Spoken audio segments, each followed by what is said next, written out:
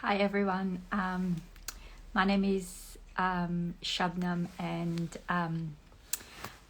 today for World Ovarian Cancer Day, I have taken over the Instagram of World Ovarian Cancer Day.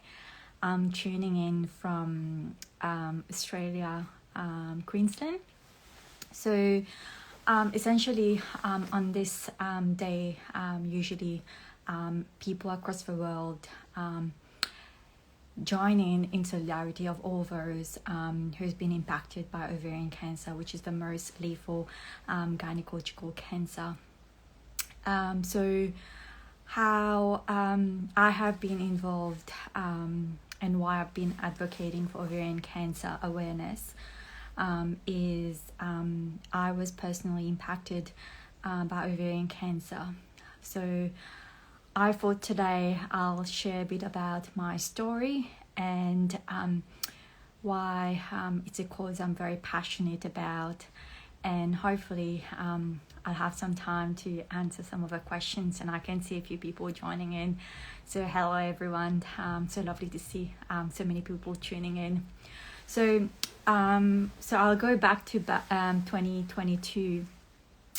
So I had just turned 30 then, and I just started working as a doctor, which has been my dream career since I was little, and seeing my parents, both doctors, working in that field.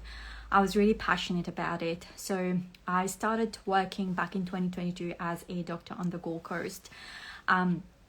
And obviously, I was at the very start of my career. I was so ambitious, and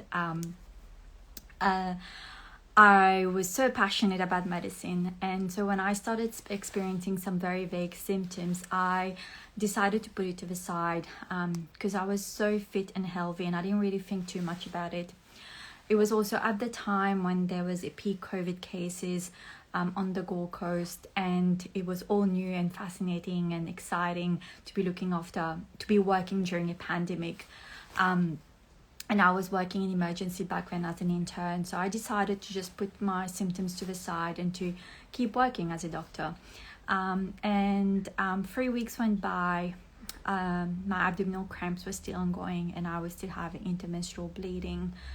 And as many of you might know, ovarian cancer symptoms are very non-specific, so it's often misdiagnosed with other conditions like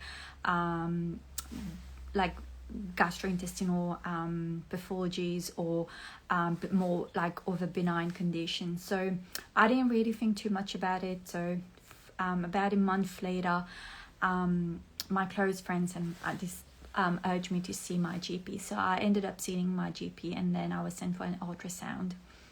I remember finishing one of my night shift, and I saw a recall message on my phone, but I've been recalled by my GP for an abnormal result. So I went to see my GP, and then she told me the ultrasound came back as probably it's an ovarian cyst, and that I needed to remove it. So I was subsequently sent to see a gynecologist, and I was booked into surgery very soon. And in the meantime, while I was waiting surgery, they sent me for a CT scan.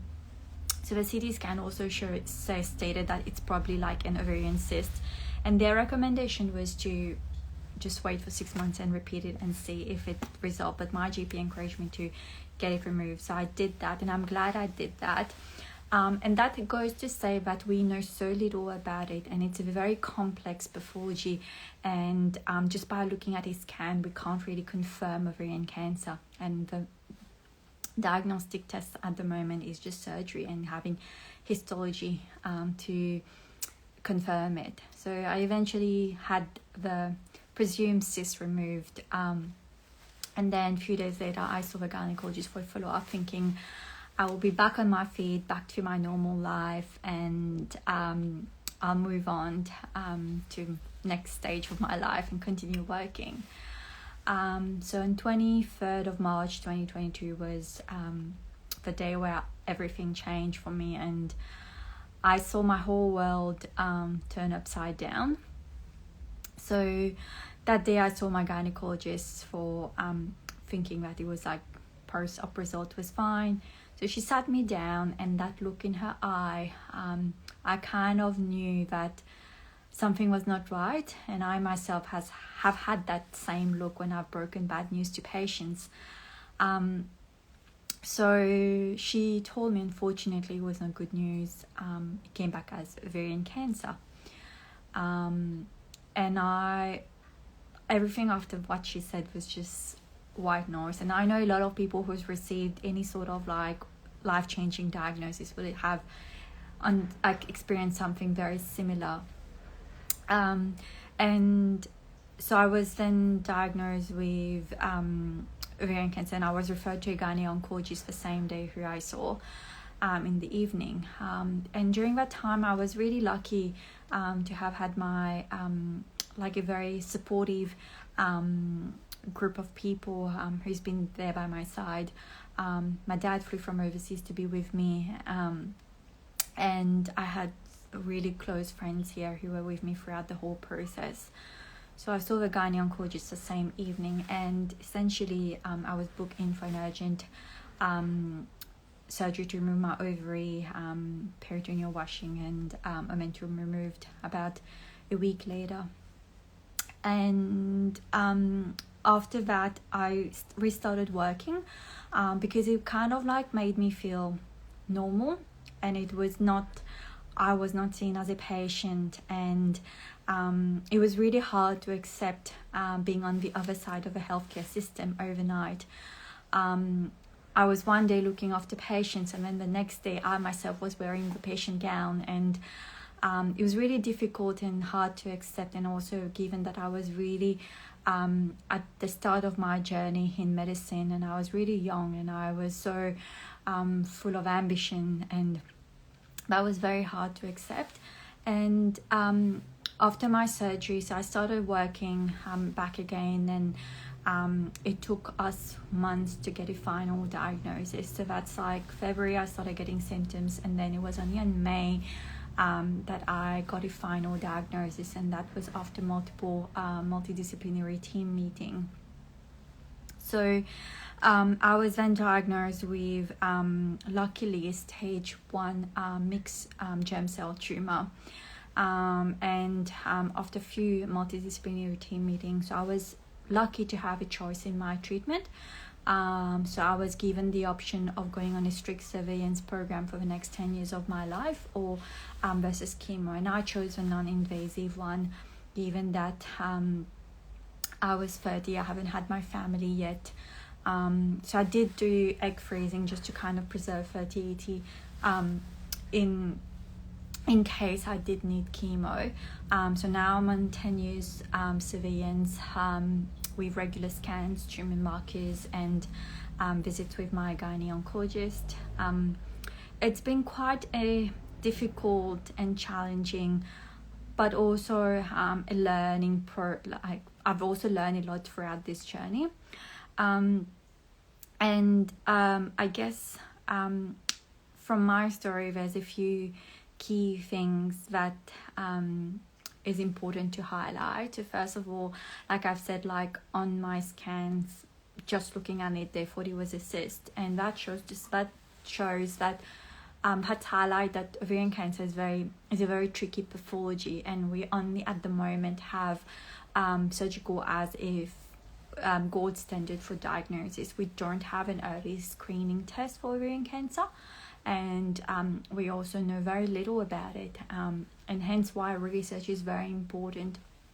And I guess another thing from my story is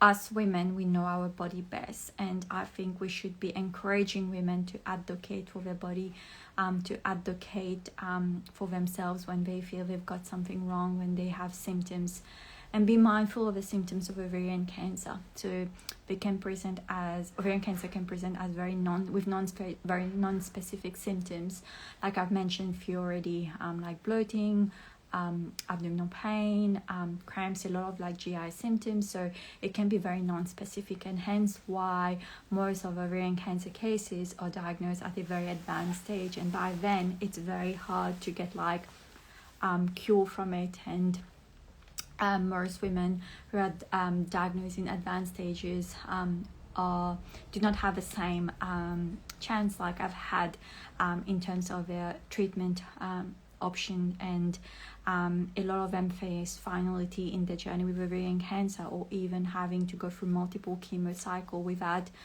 much luck. And it's quite difficult at times when I see patients at the hospital who present very late with ovarian cancer, and it's very confronting, because I keep telling myself I was so lucky to have been diagnosed early, and if I for once did not really listen to my GP or DNR, even get the initial cyst removed, I don't even know what the consequence would have been.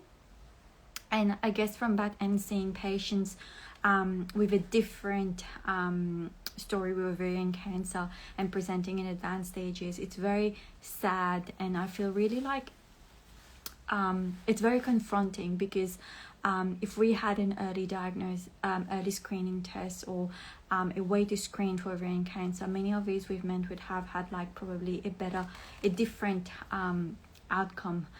And I guess that's been one of my drive to continue to advocate and to raise awareness about ovarian cancer. So since then, I'm now almost 3 years post my diagnosis, and this survivorship journey has been very hard in terms of like having to think about fertility, given that I was diagnosed at such an early age and I didn't have my family yet. So that's one big challenge for women who's diagnosed early, whereas women who are diagnosed later or at that stages, they face more like difficulties like with treatment options or having a cure. So this highlights really how like every patient who's diagnosed with ovarian cancer, their journey is very different, and everyone's journey with it is very unique. So where I am now is I'm currently doing my training as a doctor, and I hope to go into the field of oncology.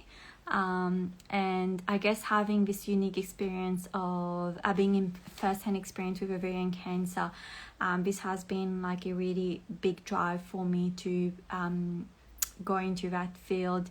And it's a very close, I feel very close to the cause, and whenever I see patients, I can relate to what they are going through, and how difficult it is for both patients and families to go through that journey.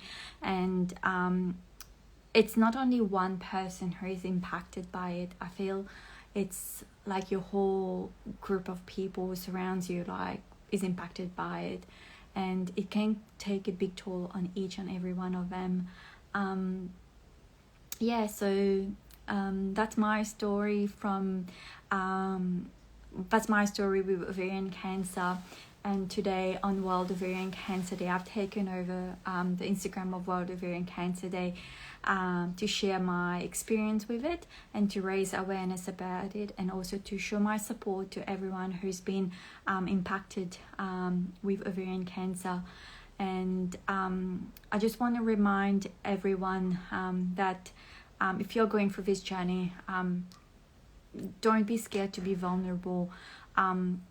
Open up to people if you feel comfortable about it with what you're going through, and share your emotions, vulnerabilities, and that's the only way you can get through it. And it's all about taking one day at a time, and just really cherish every day, and know that you're not alone, and you can get through it with the help of people around you. So I hope I've been able to empower others who's been going through it, and I wish everyone all the best, and thank you so much for tuning in and for listening.